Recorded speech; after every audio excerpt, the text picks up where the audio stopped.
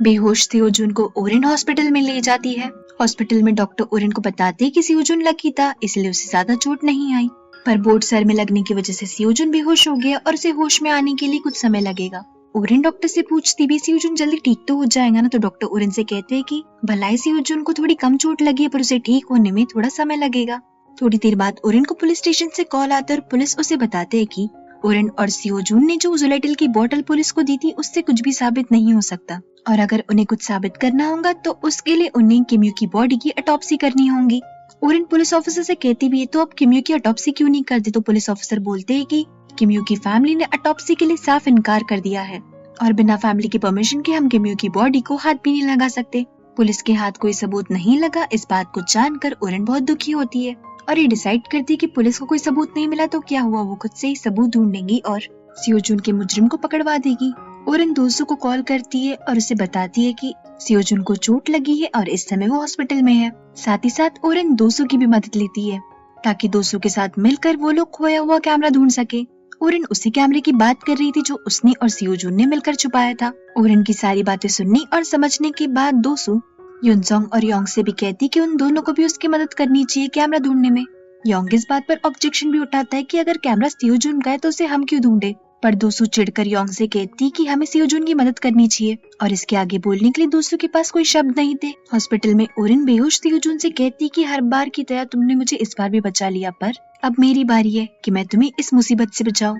Photo studio के अंदर दोसू Yong और युनसोंग को बताती है कि ओरिन का कहना है कि किम्यू का मर्डर हुआ था और शायद से उस मर्डरर की फुटेज सियोजुन के कैमरे में रिकॉर्ड हो गई है, तो उसी कातिल को ढूंढने के लिए जरूरी है कि हम सियोजुन का कैमरा जल्द से जल्द ढूंढे। योंग और युनसोंग दोस्तों की बात मानते हैं और तीनों मिलकर कैमरा ढूंढने लगते हैं। कैमरा ढूंढते वक्त युनसोंग ये बात नोटिस करता है कि योंग अकेले छिप कर कहीं जा रहा था।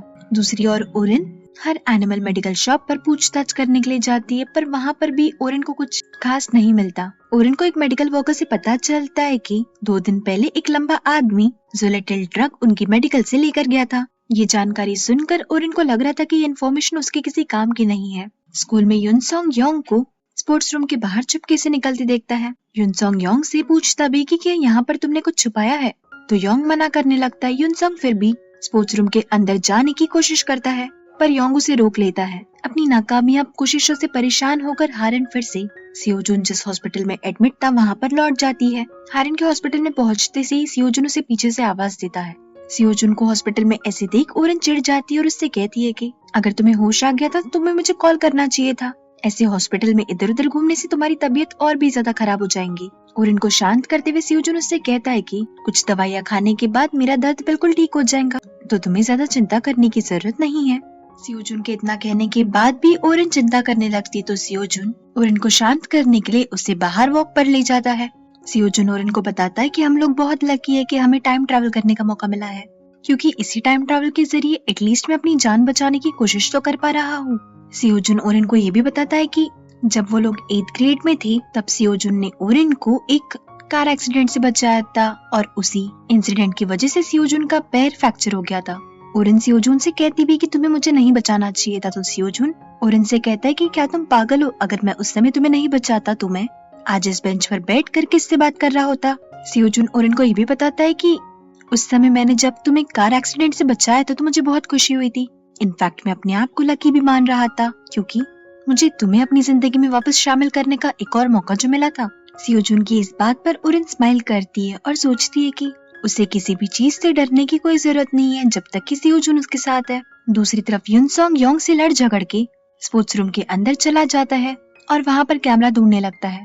युनसोंग को जैसे ही कैमरा मिलता है वो योंग से पूछता है कि ये कैमरा यहाँ पर क्या कर रहा है और तुमने इसे क्यों छुपाया। युनसोंग के इस सवाल का योंग के पास कोई जवाब नहीं होता। युनसोंग ओरिन को भी बता देता है कि उसे कैमरा मिल चुका है। ओरिन भी जल्द से जल्द फोटो स्टूडियो में पहुंचने की कोशिश करती है और वहां पर पहुंचकर वो देखती है कि वीडियो रिकॉर्डिंग में किम्यू की मौत जिस दिन हुई थी उस दिन किम्यू के पीछे और कोई नहीं बल्कि दोसू गई थी। दरअसल वीडियो रिकॉर्डिंग में दोसू का चेहरा नहीं दिखाई दे रहा था, पर दोसू की जैकेट और हेयर पिन साफ साफ दिखाई दे रही थी और योंग ने भी कैमरा इसलिए छुपाया था ताकि वो दोसू को बचा सके।